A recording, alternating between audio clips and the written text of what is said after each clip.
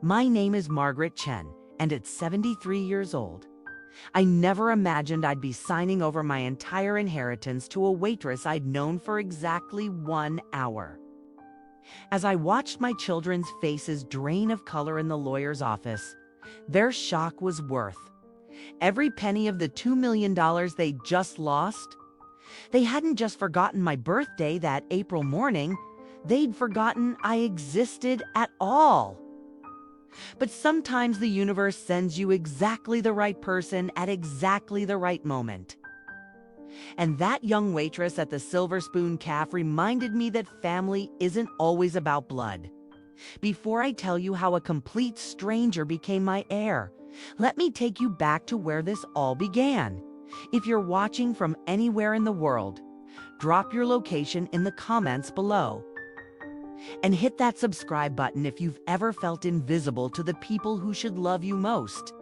Trust me, this story will show you that sometimes the best revenge isn't getting even, it's getting gone. The morning of April 15th should have been like any other birthday in recent years. Quiet, forgotten, and spent alone. But this time, something inside me had finally broken. Or perhaps, looking back now, something had finally awakened.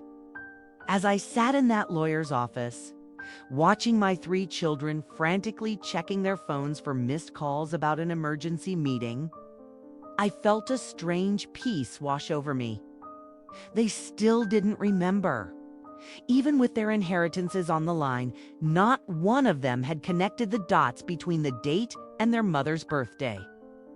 "Mom, what's this about?" Richard, my eldest, demanded impatiently. He kept glancing at his Rolex, the same watch he'd bought with the loan I'd given him 5 years ago, money he'd never attempted to repay. I had to cancel 3 meetings for this. Patricia, my middle child, was already typing on her phone, probably rescheduling her yoga class or her book club or whatever kept her too busy to call her mother. And David, my youngest at 45, looked irritated that I'd interrupted his day off from his perpetual job search. None of them had wished me happy birthday. None of them had called, texted, or even remembered. But the young woman sitting beside my lawyer, Sarah Mitchell from the Silver Spoon Café, with the kind eyes and gentle smile, she had remembered. In 1 hour of knowing me, she'd shown more genuine care than my children had in years. "I've asked you here to discuss some changes to my will," I announced, my voice steady despite the earthquake happening in my chest. "Effective immediately. I'm restructuring everything." The typing stopped. The watch checking ceased. For the first time in longer than I could remember, I had my children's complete attention. And I was about to teach them the most expensive lesson of their lives. But to understand why a forgotten birthday became the final straw, you need to know about the decades of small abandonments that led to this moment. You need to understand how a mother who gave everything slowly became nothing more than a number in their phones, a number they couldn't even bother to dial once a year. I wasn't always the forgotten mother sitting alone on her birthday. There was a time when my home in Riverside, Connecticut, buzzed with life and laughter. The colonial house on Maple Street, with its wraparound porch and garden full of roses, had been the heart of our family for 40 years. Every wall held photographs of celebrations, Christmas mornings, graduation parties, summer barbecues where the children played in the sprinklers while my late husband Martin manned the grill. Martin passed 8 years ago, and with him went the glue that held our family together. He'd been the one who insisted on Sunday dinners, who called the children when they forgot to check in, who remembered not just birthdays but half-birthdays and the anniversaries of first jobs and first dates. I'd foolishly believed that after his death our shared grief would bring us closer. Instead, it seemed to give my children permission to finally let go of the pretense of caring. Richard was a successful investment banker in Manhattan, married. To Jennifer, a woman who collected designer handbags the way some people collected stamps. They had 2 children, Tyler and Emma, teenagers I barely knew because Grandma's house is too far from their activities. The 40-minute drive from their Upper East Side. Her apartment might as well have been an ocean crossing for how often they made the journey. Patricia had married a surgeon, Dr. James Morrison, and thrown herself into the role of a society wife. Her days were filled with charity committees and tennis matches. Causes that looked good in the society pages but left no room for visiting her widowed mother. She lived just 20 minutes away in Greenwich, yet I saw her less than Richard. She had one daughter, Sophia, who was 6 years old and called me the grandma with the big house, because that's all she knew of me, David. My baby had never quite found his footing. At 45, he lived in a luxury apartment in Stamford, paid for by the temporary help I'd been providing for the past decade. He was always on the verge of his big break, always one investment away from making it big. His ex-wife had taken their son Michael to California 3 years ago, and David used the distance as an excuse for why he couldn't be a father. Just as he used it as an excuse for why he couldn't be a son. After Martin died, the family gatherings became fewer and farther between. First, we lost Christmas. It's just easier to stay home with the kids. Then Thanksgiving became we're going to James's family this year. Easter, 4th of July, even Mother's Day became text messages instead of visits. Happy Mother's Day. Sorry we can't make it. Soccer tournament. Patricia had written last year, attaching a photo of Sophia in her uniform as if that somehow made up for the absence. But birthdays had always been sacred in our family. Martin had made sure of that. Every birthday was a production, handmade cards from the children, breakfast in bed, a cake with exactly the right number of candles. And the birthday person getting to pick all the day's activities. Even as adults, the children had maintained this tradition until Martin died. Then, like everything else, birthdays became another casualty of their busy lives. "Mom, you understand," Richard would say on the rare occasions he called. With work and the kids' schedules, it's impossible to get away. The forgetting didn't happen all at once. Like erosion wearing away at a cliff face, it was gradual. Almost imperceptible until suddenly you're standing at the edge looking down at what's been lost. I kept a journal during those years, not out of self-pity, but because Martin had always told me to document the good times. Ironically, it became a record of abandonment instead. The first missed birthday was 3 years after Martin passed. Richard called 2 days late, full of apologies about a crucial merger that had consumed his week. "I'll make it up to you, Mom," he'd promised. "Jennifer and I will take you to that French restaurant you love." We never went.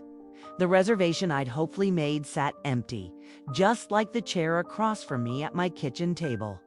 Patricia's excuses were more creative. One year, Sophia had a recital. Another year, James was presenting at a medical conference. "You understand, don't you, Mom? We'll celebrate when things calm down," but things never calmed down. There was always another event, another obligation, another reason why driving to Riverside was simply too much to ask. David's forgetting hurt the most because he had no excuse. No demanding job, no children's activities, no spouse's schedule to coordinate. Just a profound self-absorption that left no room for remembering the woman who still slipped him checks when his investments fell through. He'd call weeks later, usually when he needed something, and act surprised when I mentioned he'd missed my birthday. "Was that last month?" "Mom, I'm terrible with dates." The Christmas of 2019 was when I truly understood my place in their lives. I decorated the house as always, Martin's vintage ornaments on the tree. Stockings hung on the mantel, cookies baked from scratch. I'd even bought presents for grandchildren who barely knew me, wrapped in paper I'd saved from better years. December 23rd, Richard texted, "Change of plans. We're going skiing in Aspen. Have a great holiday." Patricia's message came on Christmas Eve. "Sophia's sick. Better not risk exposing you. Merry Christmas." David didn't bother with an excuse. He simply didn't show up. I ate Christmas dinner alone. The table set for 8, the turkey enough for a family that existed only in my memories. The next day, I donated everything to the homeless shelter and stopped decorating for holidays. What was the point of preparing for guests who would never come? But birthdays remained my small hope. Surely, I thought they'd remember the day they'd made me a mother. I clung to this belief even as evidence mounted to the contrary. Birthday. Forgotten entirely until a week later when Patricia sent flowers with a generic card signed by her assistant. My 72nd, Richard transferred money to my account with a text that said, "Buy yourself something nice." As if money could replace presents. As if a bank transfer could hug me or share cake or ask about my life. The neighbors noticed before I admitted it to myself. Mrs. Delgado next door would invite me for tea on my birthday, pretending it was coincidence. The mailman, Henry, who delivered birthday cards for my children for decades, stopped asking if I'd heard from them. Even Dr. Peterson, my physician, gently suggested I might want to expand my social circle when I mentioned spending another birthday alone. April 15th, my 73rd birthday, arrived with spring rain that matched my mood. I woke at 5 a.m., a habit from the years of making breakfast for a family that no longer gathered. The house felt especially quiet that morning, filled with the kind of silence that has weight, that presses against your chest and makes breathing feel like work. I checked my phone, no messages. Email, nothing but advertisements for things I didn't need. The landline that I kept because the children might call remained silent. By 7 a.m., I'd given up pretending this year would be different.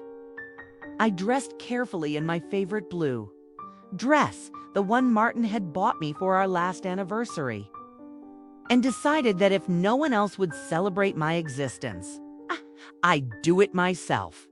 The Silver Spoon Café was a small place on Main Street. Nothing fancy, just good coffee and homemade pastries. I'd passed it hundreds of times but never gone in. My generation didn't eat breakfast out alone. But that morning, something pulled me through the door. Maybe it was defiance. Maybe it was desperation. Maybe it was just the need to hear another human voice on a day when the phone wouldn't ring. The cafe was nearly empty. It's just me and an elderly man reading his newspaper in the corner. The waitress, a young woman with auburn hair pulled back in a ponytail, greeted me with a smile that reached her eyes. Her Nama tag read Sarah Mitchell, and she moved with the easy grace of someone who genuinely enjoyed their work. "Good morning," she chirped, leading me to a booth by the window. "First time here. I haven't seen you before, and I never forget a face." "Yes, first time," I admitted, settling into the worn leather seat. I decided to treat myself to breakfast out. Special. Occasion. She asked, pouring coffee without being asked, somehow knowing I'd want it. The words tumbled out before I could stop them. "It's my birthday, my 73rd. Sarah's face lit up like Christmas morning. "Oh my goodness! Happy birthday! That definitely calls for something special. You wait right here." She disappeared into the kitchen, leaving me blinking back unexpected tears. A stranger had shown more enthusiasm for my birthday in 30 seconds than my children had in years. When she returned, she carried a plate with a stack of pancakes, a candle stuck in the top already lit. On the house, she announced, setting it before me. Nobody should eat alone on their birthday without at least a candle to blow out. Make a wish. I stared at that single flame dancing on top of my pancakes, and something inside me cracked wide open. 73 years of life, 48 years of motherhood, and here I was, receiving my only birthday acknowledgement from a waitress I'd just met. The wish I made while blowing out that candle wasn't for my children to remember. It wasn't for the phone to ring or for a sudden revelation that would bring them back. My wish was simpler and more profound. I wished to stop waiting for love that would never come. I wished to stop pouring from an empty cup. I wished to finally choose myself.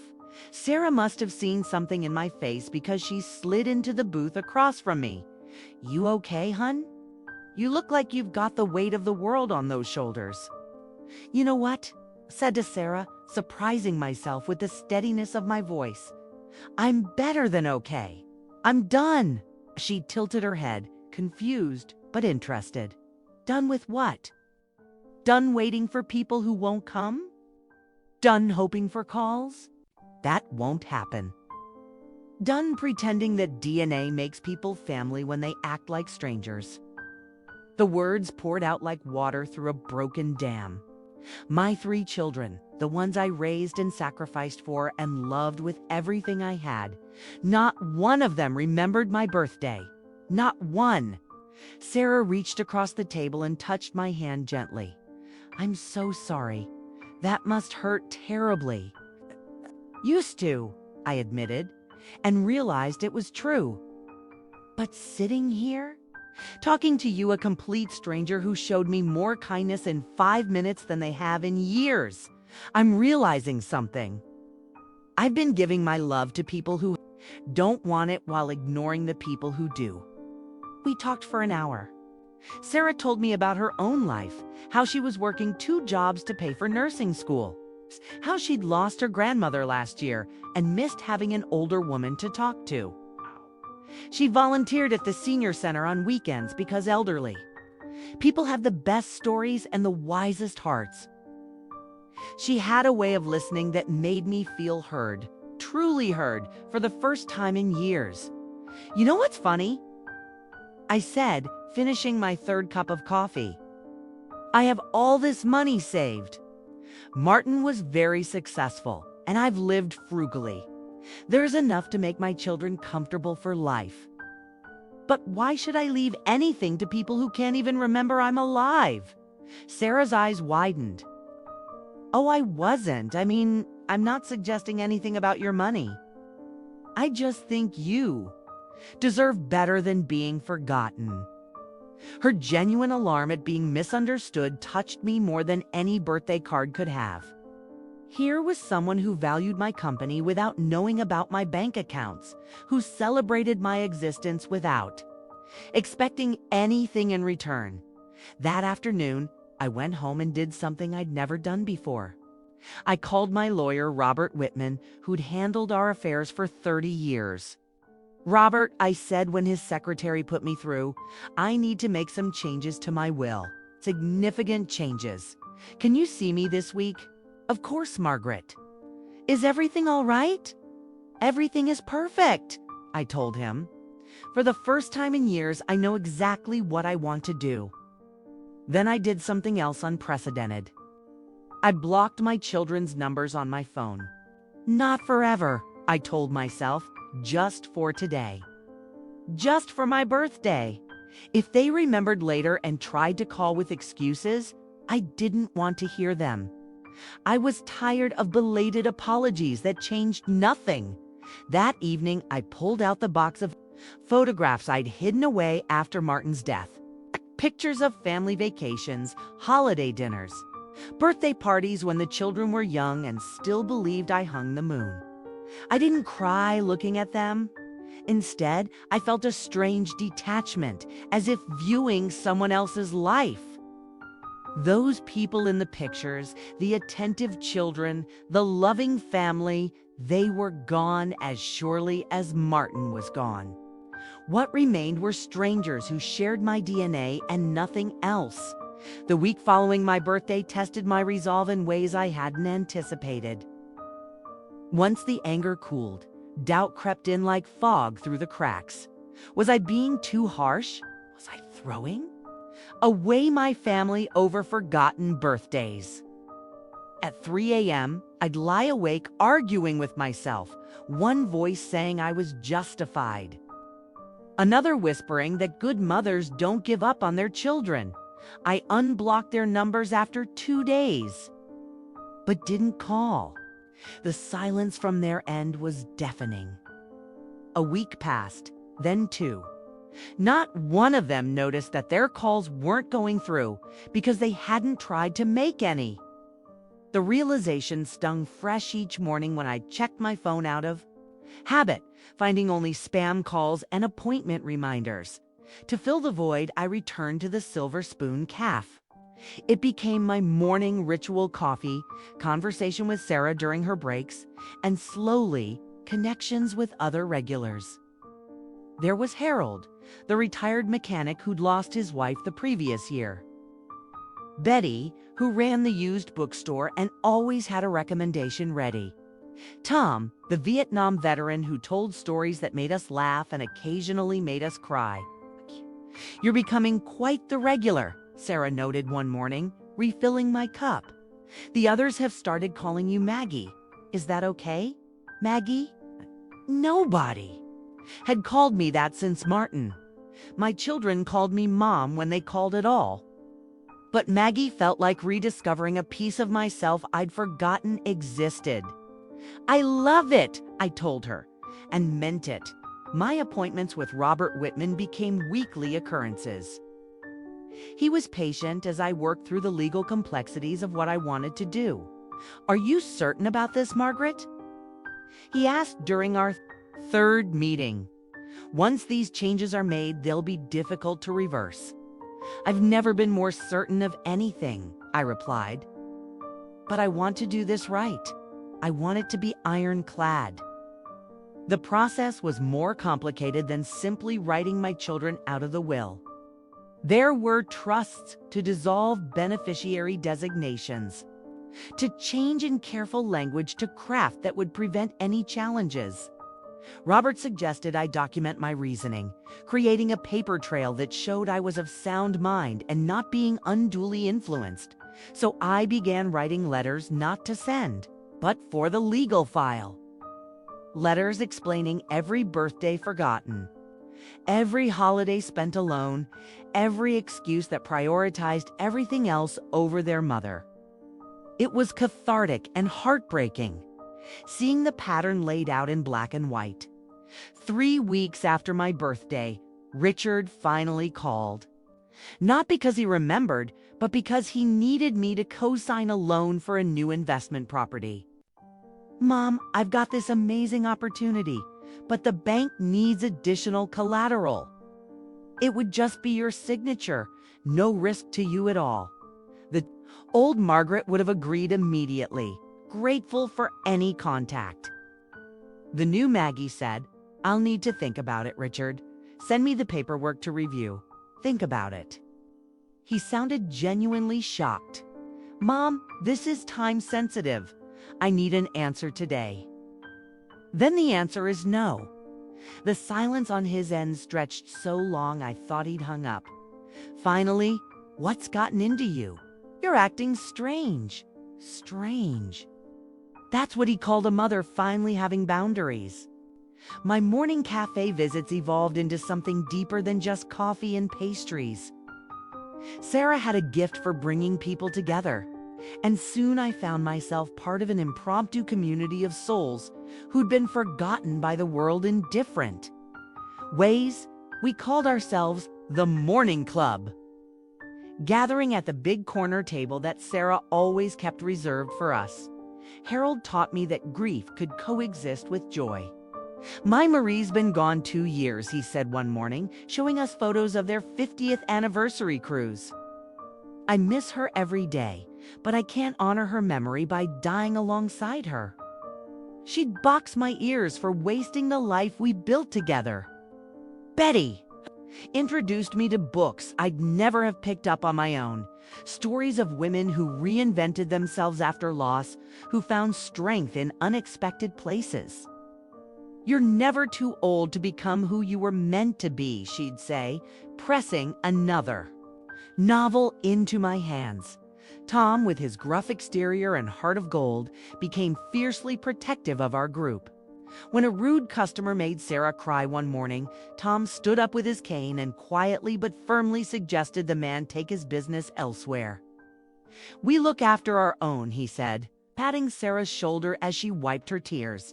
But it was Sarah who became the daughter I'd always wished for.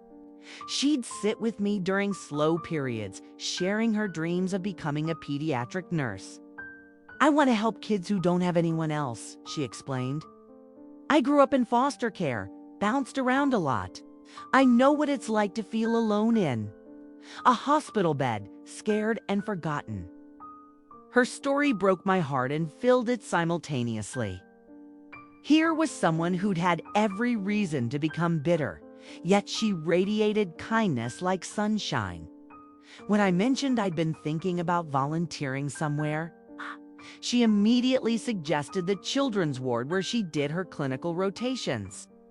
"They need people to read to the kids, play games, just be present," she said excitedly.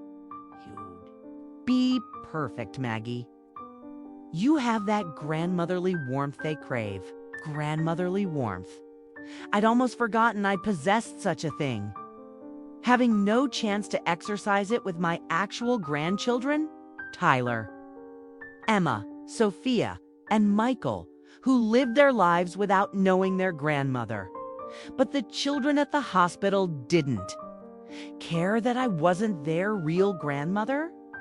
They just wanted someone to hold the book steady and do funny voices for the characters. My first day volunteering, I met Lucy, a 6-year-old with leukemia, who immediately claimed me as her reading. "Lady, you smell like cookies," she announced, climbing carefully onto my lap. "Will you read about the princess who saves herself?" "Of course, sweetheart," I said, opening the worn book she handed me. I love stories about brave princesses. As weeks passed, my calendar filled with meaningful activities.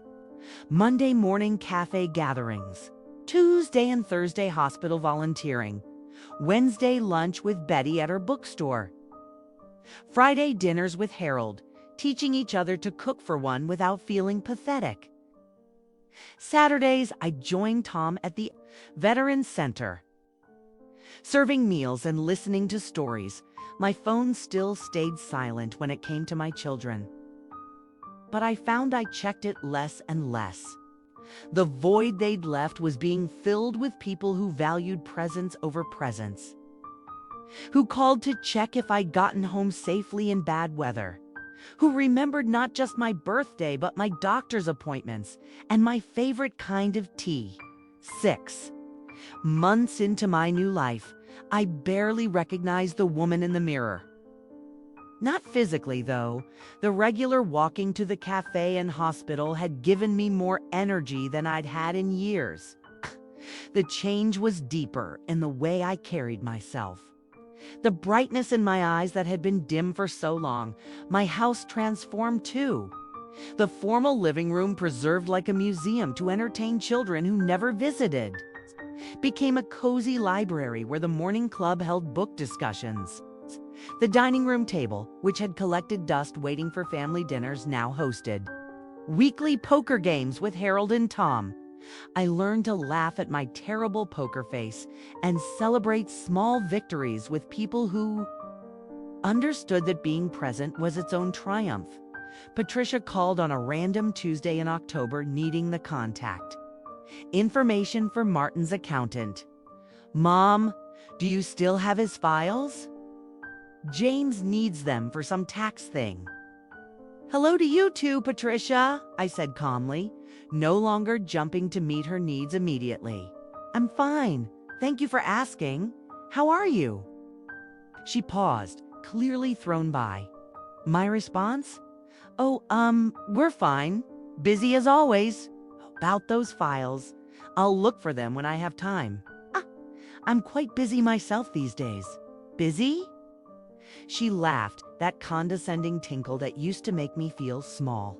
Mom, what could you possibly be busy with? Living, I replied simply. I'll call you if I find the files.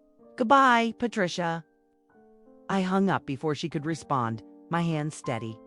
Harold, who'd been helping me repot orchids, gave me a quiet nod of approval. Good for you, Maggie. Good for you. The legal preparations, with Robert Whitman, reached their final stages. We'd crafted an ironclad will that left modest, specific amounts to each of my children, enough that they couldn't claim I'd forgotten them or wasn't of sound mind.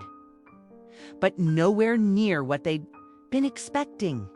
The bulk of my estate would go to Sarah with provisions for her education and future. Additional funds would establish a scholarship at her nursing school for former foster children, and an endowment for the hospital's pediatric ward. This is quite generous, Robert noted, reviewing the figures again. Are you certain Ms. Mitchell understands the magnitude of what she'll be inheriting? She doesn't know anything, I assured him, and I want it kept that way until the reading. This isn't about buying affection or making her feel obligated. It's about recognizing someone who sees value in people, not bank accounts. I also made videos seated in Robert's office explaining my decisions clearly and rationally. I spoke about love and disappointment, about the difference between obligation and genuine care, about choosing to nurture relationships that bloomed. Rather than forcing water onto dead roots, David surprised me by showing up at my door the week before Thanksgiving. Not for me, of course. He needed just a small loan to cover rent until his ship came in. The man was 45 years old and still waiting for ships. I'm sorry, David, but I can't help you financially anymore, I said, not opening the door beyond the chain. You'll need to figure this out yourself. His face went through several expressions: shock, anger, disbelief, and finally, manipulation. Mom, you can't be serious. I'm your son, about to be evicted. Then I suggest you get a job, I replied. Any job. The cafe on Main Street is hiring. As winter melted into spring, my new life had solidified into something beautiful and sustaining. The morning club had become family in every way that mattered.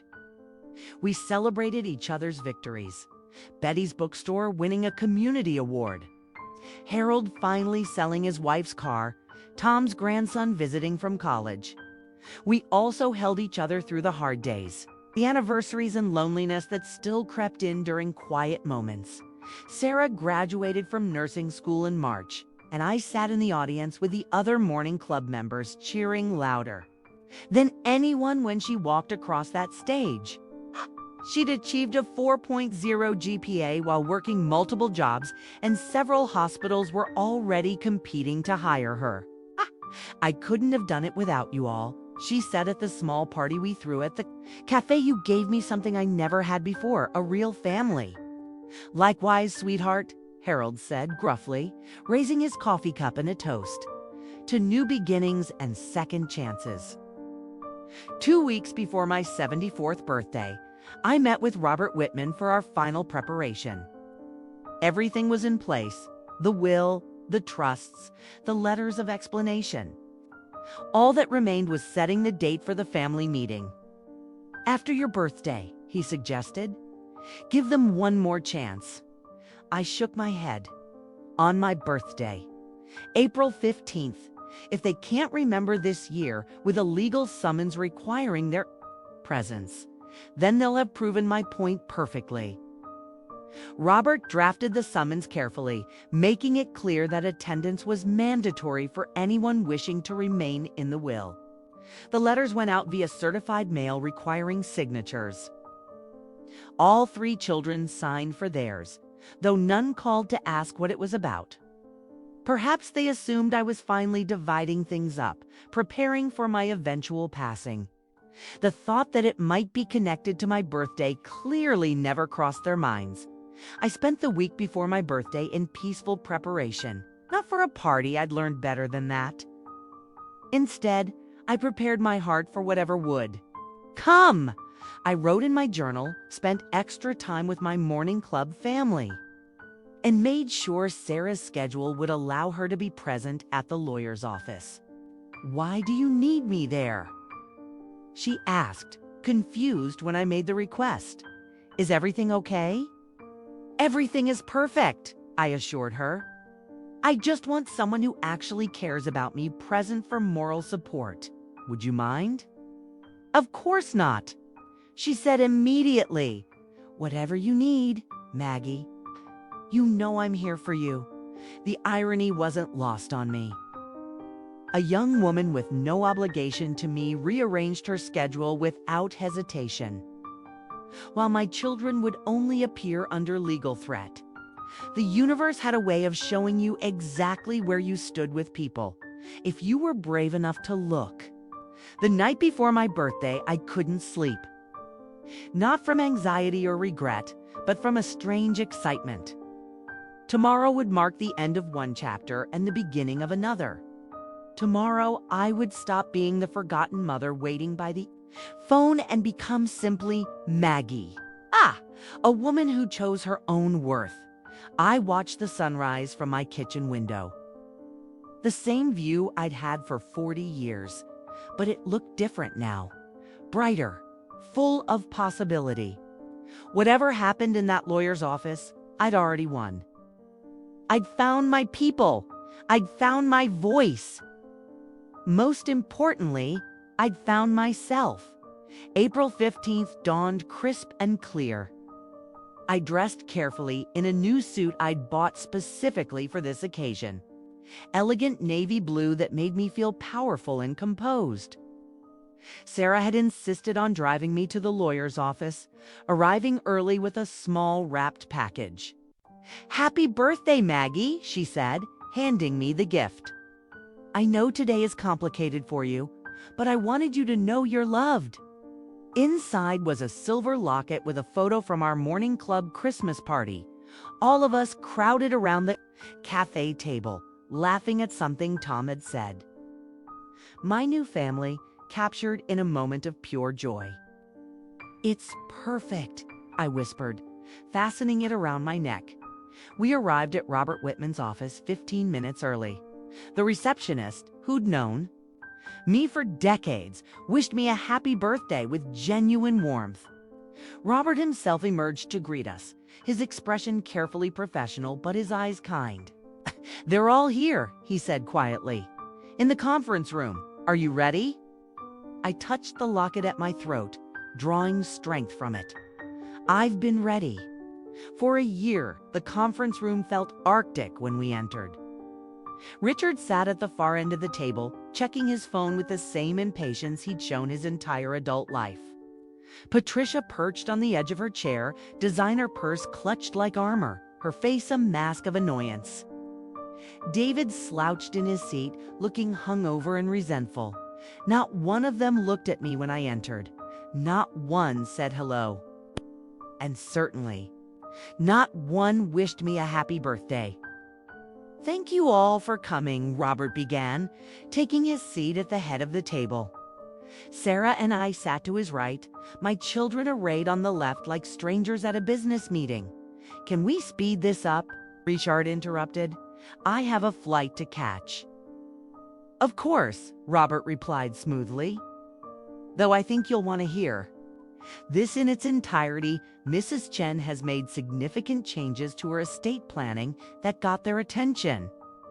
3 heads swiveled toward me, seeing me properly for the first time. Patricia's eyes narrowed as she took in my new suit, my straightened shoulders, the calm confidence I wore like armor. "Mother," she said, the word dripping with false sweetness. "You look ... different." "I am different," I replied simply. though you'd have noticed sooner if you'd seen me in the past year. David straightened in his chair. What's this about? Mom, are you sick? The concern in his voice might have fooled someone who didn't know him. But I recognized the calculation behind it was his inheritance in jeopardy. I'm in perfect health, I assured him. Better than I've been in years. Actually, no, this meeting is about distributions. About making sure my legacy goes where it will be most valued. Well, that's us, Richard said with forced joviality. Your family, your blood, is it? I asked quietly. Tell me, Richard. What's today's date? He glanced at his phone. April 15th. Why? I waited. The silence stretched. Sarah's hand found mine under the table, squeezing gently. Still not one of my children made the connection. It's my birthday, I said finally. My 74th birthday. And not one of you remembered. Again. The silence that followed my revelation was deafening. I watched as understanding dawned on their faces, followed quickly by a scramble to recover. Mom, oh my God, happy birthday. Patricia gushed, reaching for her phone. I had it in my calendar, I swear. I was going to call after this meeting. No, you weren't, I cut her off calmly.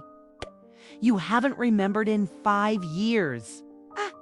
Why would today be different? Richard attempted damage control with his business voice. Mother, surely you're not making major financial decisions based on a forgotten birthday. That's rather extreme, don't you think? Extreme? Surprising myself with how genuine it sounded. Richard, do you know how many birthdays you've missed? How many Christmases I've spent alone? How many times I've been in the hospital with no visitors? This isn't about one birthday. It's about a pattern of neglect that's shown me exactly where I stand in your lives. David, finally sensing real danger to his financial lifeline, leaned forward. Mom, we're sorry. We've been terrible children. But we can change. We can do better, can you? I asked. When? After I'm dead and the will is read. After the checks are cashed. You've had 74 years to show me I mattered. I'm done waiting.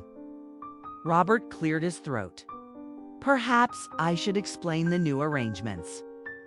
He opened the folder before him, his professional composure a stark contrast to the growing panic in my children's. Faces, the existing will has been dissolved. In its place, Mrs. Chen has established several trusts and specific bequests. To Richard Chen, Patricia Morrison, and David Chen, she leaves the sum of $50,000 each. $50,000. Richard exploded. That's it. What about the rest? The house, the investments. Robert continued as if he hadn't been interrupted.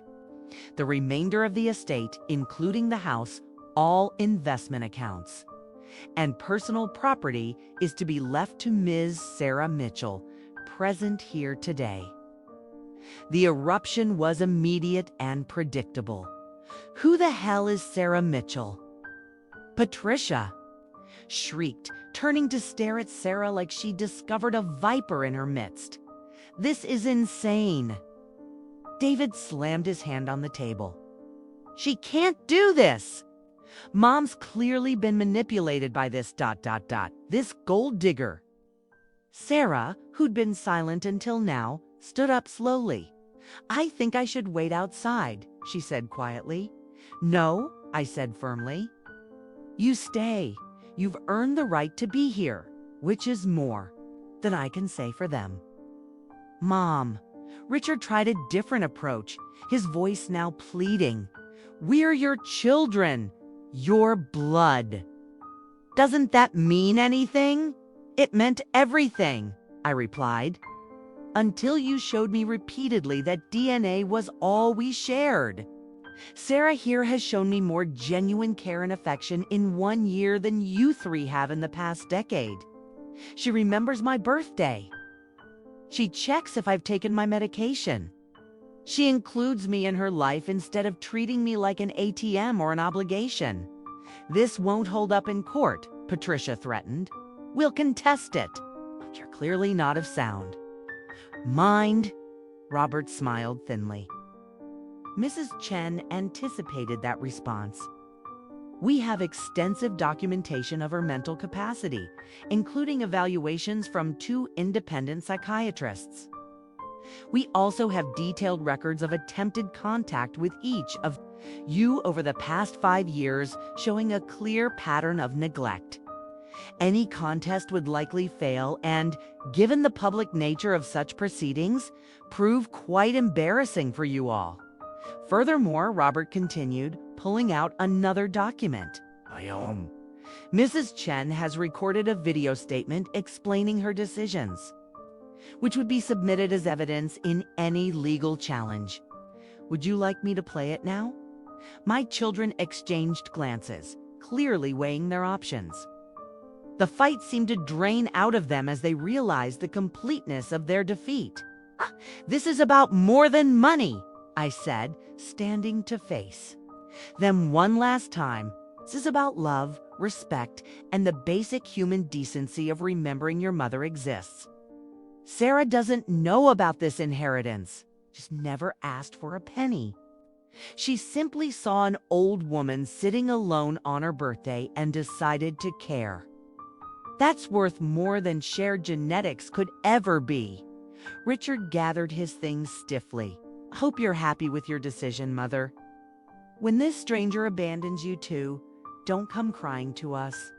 She won't, Sarah spoke up, her voice steady despite tears streaming down her face. Because, unlike you, I know what it's like to have no one. I know the value of someone who chooses to love you. Patricia stood, clutching her purse like a shield. This is a mistake, Mother. A huge mistake. The only mistake, I replied, was waiting 73 years to realize I was giving my love to the wrong people. They filed out one by one, David pausing at the door to deliver one last manipulation.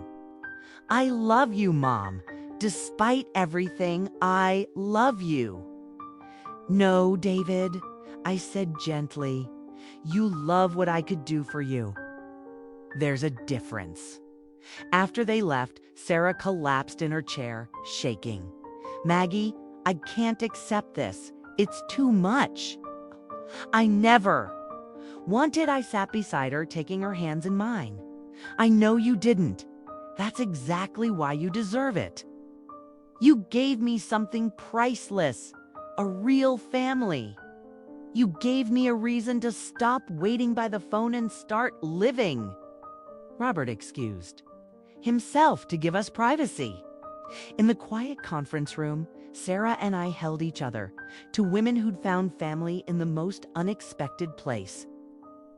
What happens now? She asked finally. Now we celebrate my birthday with people who actually want to be there. The morning club is waiting at the cafe with cake. After that, we continue living. You'll finish your nursing degree without financial worry. I'll keep volunteering and playing poker badly. We'll have Sunday dinners and holiday celebrations and all the moments I'd given up on. 6 months later, I received a birthday card from Patricia Generic. No apology, just her signature. Richard sent an email about an investment opportunity. David disappeared entirely. I felt only mild pity for them. Sarah moved into the guest wing, transforming it with warmth and laughter. The morning club gathered there every Sunday, filling the dining room with love and belonging. Harold taught Sarah chess. Betty brought her nursing theory books. Tom became our fierce protector. No regrets. Sarah asked one evening as we cooked together. I touched the locket at my throat, thinking of all the love I'd found by letting go. Not one. Sometimes the best families are the ones we build ourselves. And in a house once empty despite its occupants, our makeshift family gathered around a table that finally knew its purpose. Love, I learned, had nothing to do with genetics and everything to do with presence.